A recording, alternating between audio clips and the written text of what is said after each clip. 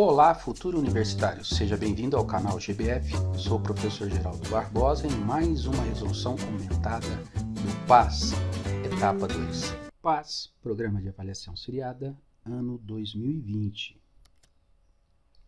A figura a seguir ilustra um objeto localizado a 20 centímetros de uma lente delgada convergente. Aqui nós temos a simbologia de uma lente convergente, o eixo principal,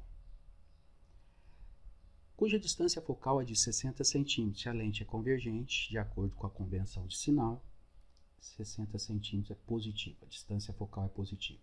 No eixo principal, aqui nós temos o eixo principal. Estão representados o foco-objeto, o foco-imagem e o centro óptico da lente. Observe que aqui nós temos o objeto que está distante da lente 20 centímetros. Item 103. Para a situação da figura, calcule a ampliação da imagem. Multiplique o valor encontrado por 10. Após efetuar todos os cálculos solicitados, despreze para a marcação no caderno de respostas a parte fracionária do resultado obtido, caso exista.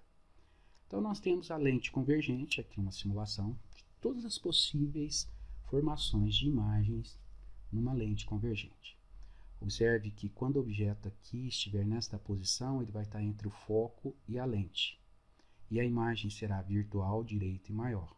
Observem aqui, quando o objeto estiver passando nessa região, a imagem é virtual, direita e maior.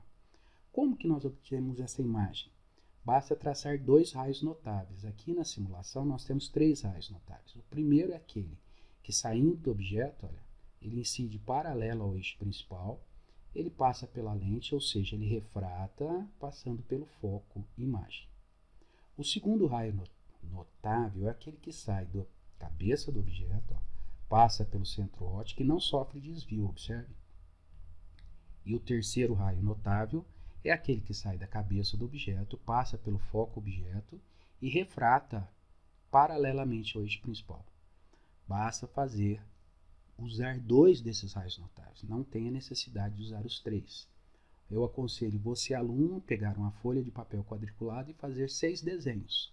O primeiro desenho coloca o objeto além do anteprincipal, que é o primeiro desenho, a imagem vai ser real, invertida e menor. Observe, quando o objeto estiver nessa região, a imagem é real, invertida e menor. Por que ela é real? Porque é formada por raios de luz e não prolongamento.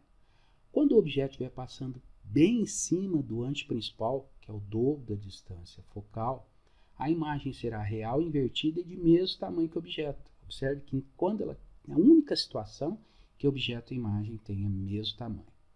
Esse seria o desenho de número 2. O desenho de número 3 é quando o objeto está entre o foco e o anteprincipal.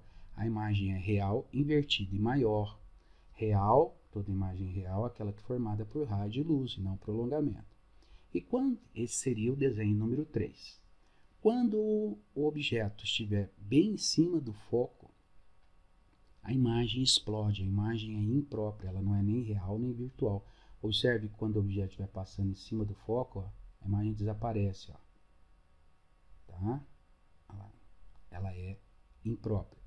E o desenho de número 5 é quando o objeto estiver entre o foco e a lente, que é o caso deste exercício. A imagem é virtual. Por que é virtual? Se você observar, ó, ela vai ser formada pelos prolongamentos dos raios de luz, ó, dos raios refratados. Isso que caracteriza uma imagem virtual.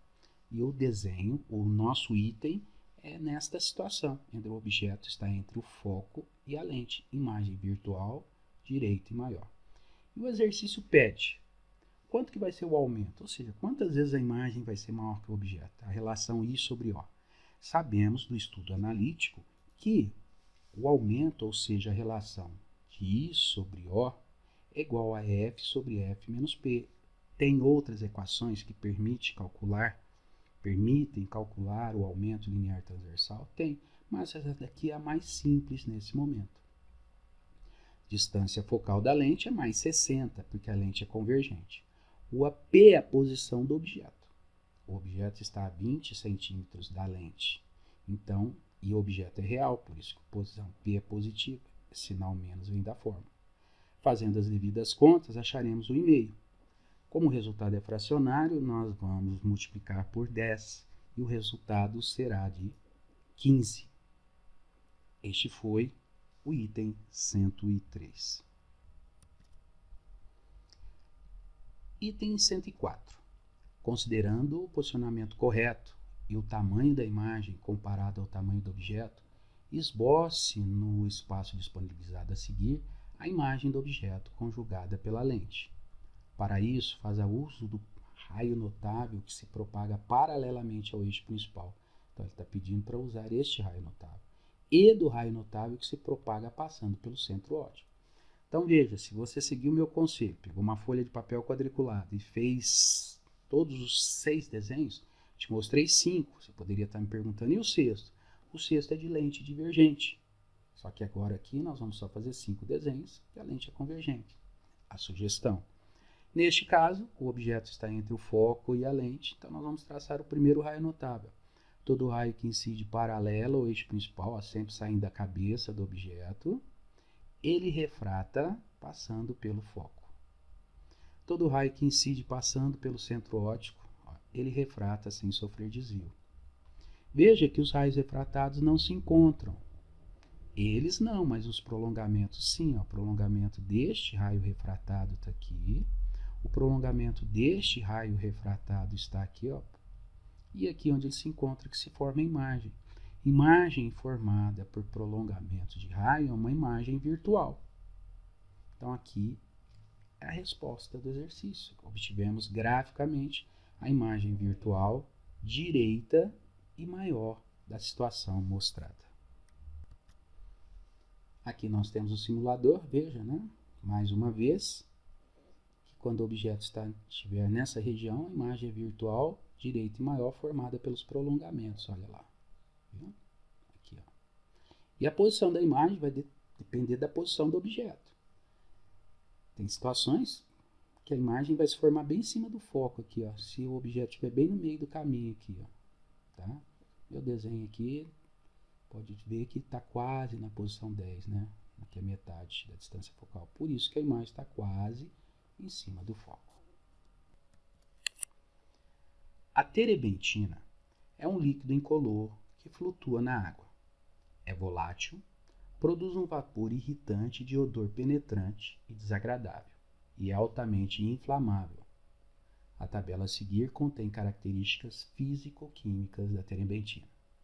Características físico-químicas da terebentina.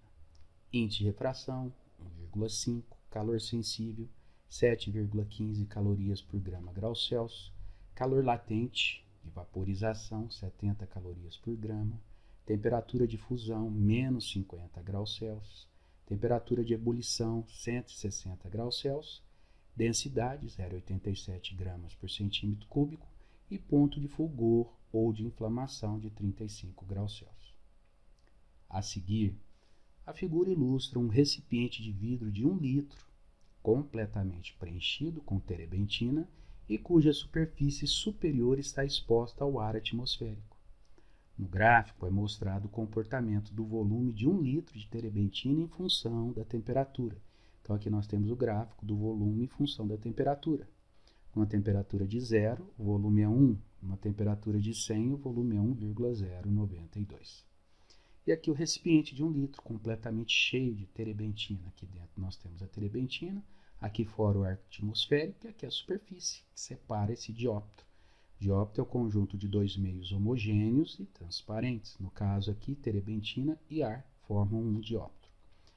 Tendo como referência as informações precedentes e sabendo que o índice de refração do ar é igual a 1 e que 1 litro corresponde a 1000 centímetros cúbicos, julgue os itens a seguir. Item 105. Considere que no recipiente mostrado na figura, um raio de luz proveniente da terebentina incida na superfície livre.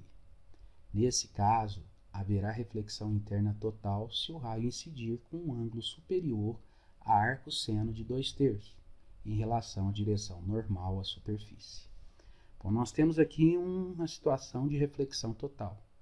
Sabemos que o fenômeno da reflexão total da luz é quando a luz incide na superfície de um dióptro, reflete e não refrata.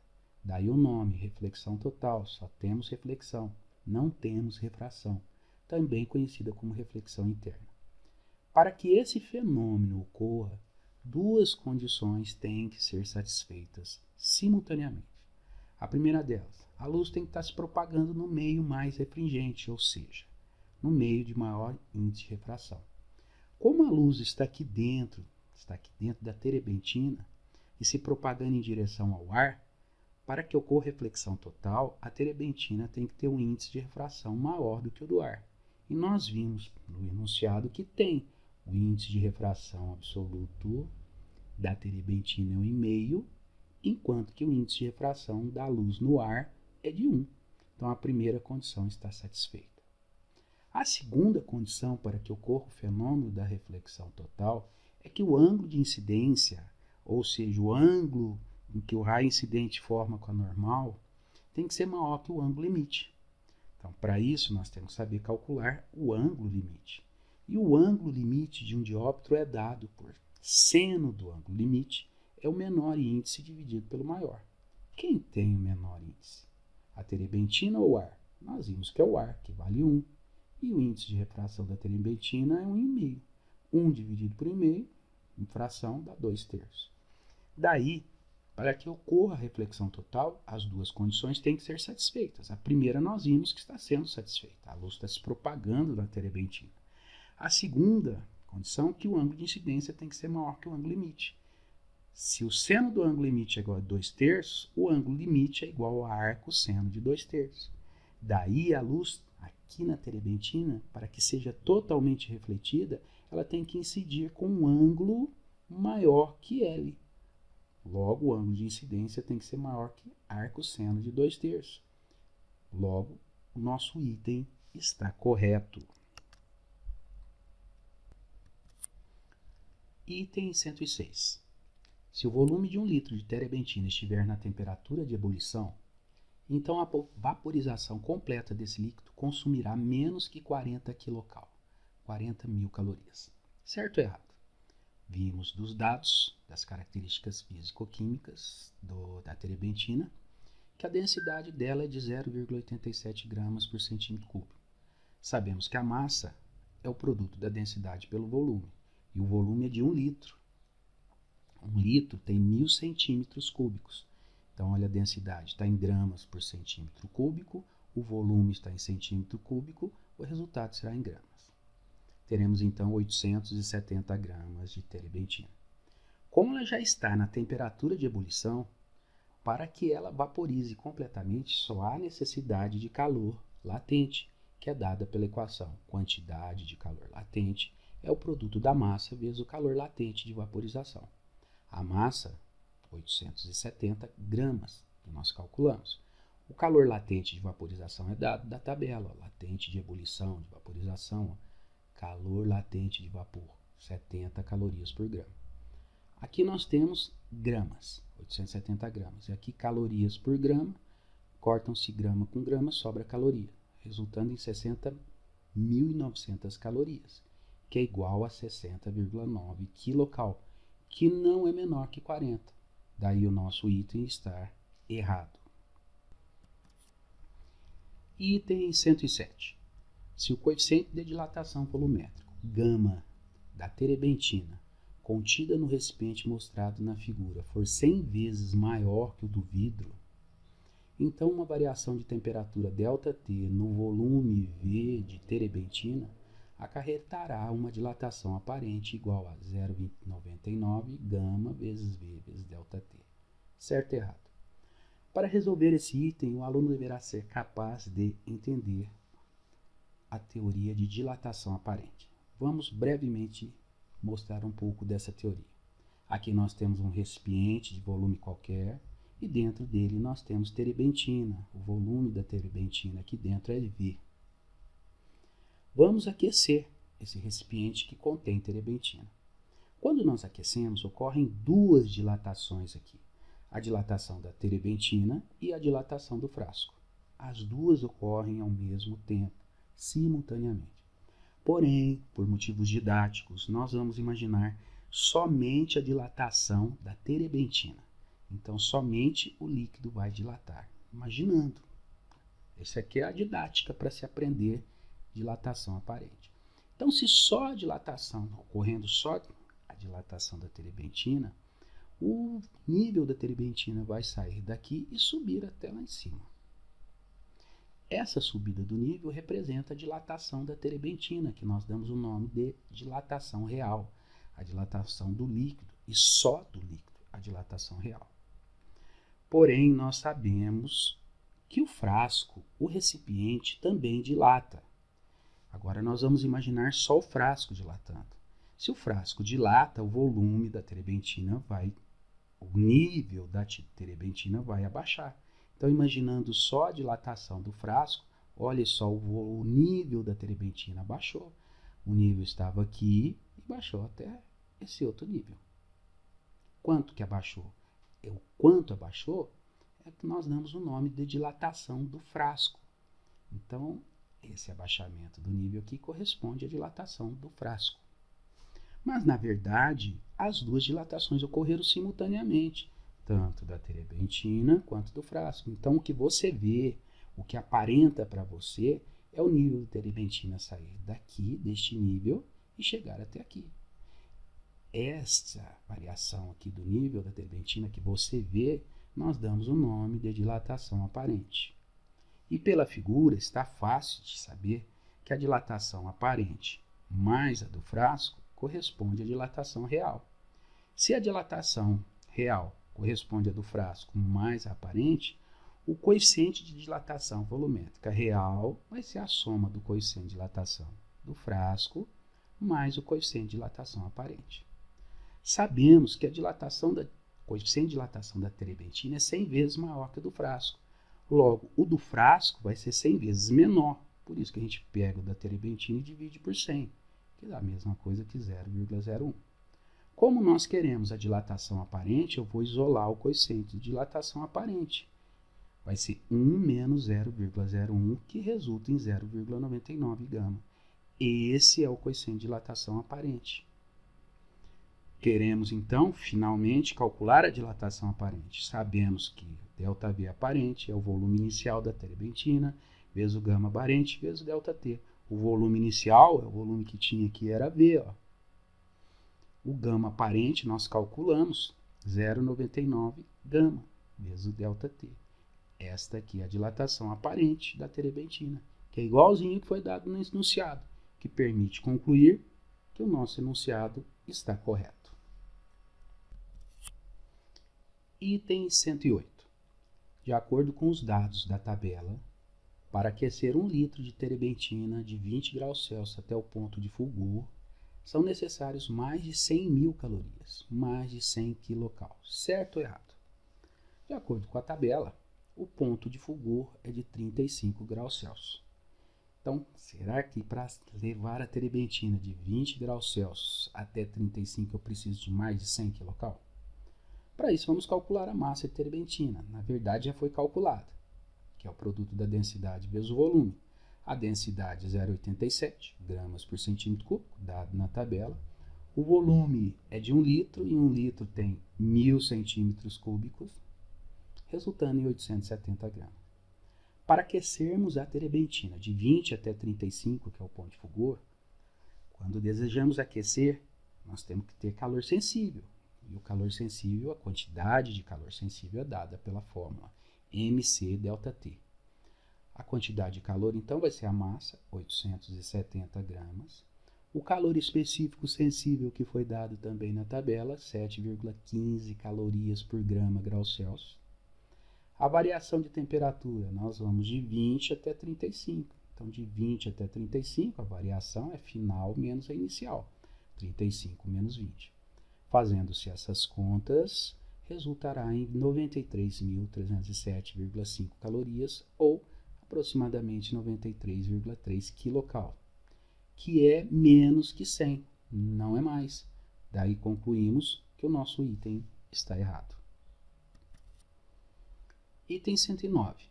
A partir do gráfico, infere-se que o coeficiente de dilatação volumétrica da terebentina é 9 vezes 10 a menos 4 graus Celsius a menos 1. Aqui foi dado o gráfico. do volume da terebintina em função da temperatura. Nós vamos fazer uma observação aqui. O ponto de fulgor da terebintina é de 35 graus Celsius, então o gráfico só deveria ser construído até 35 graus Celsius, porque depois disso ela inflama.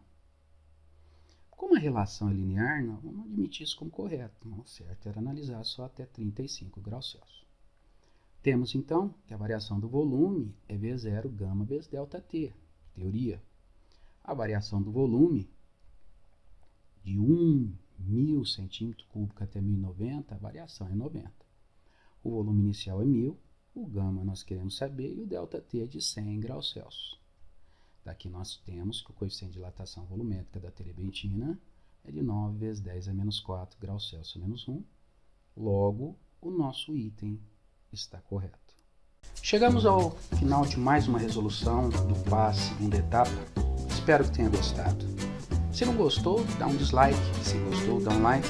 E deixa um comentário em que nós podemos melhorar. Não se esqueça de inscrever-se no canal.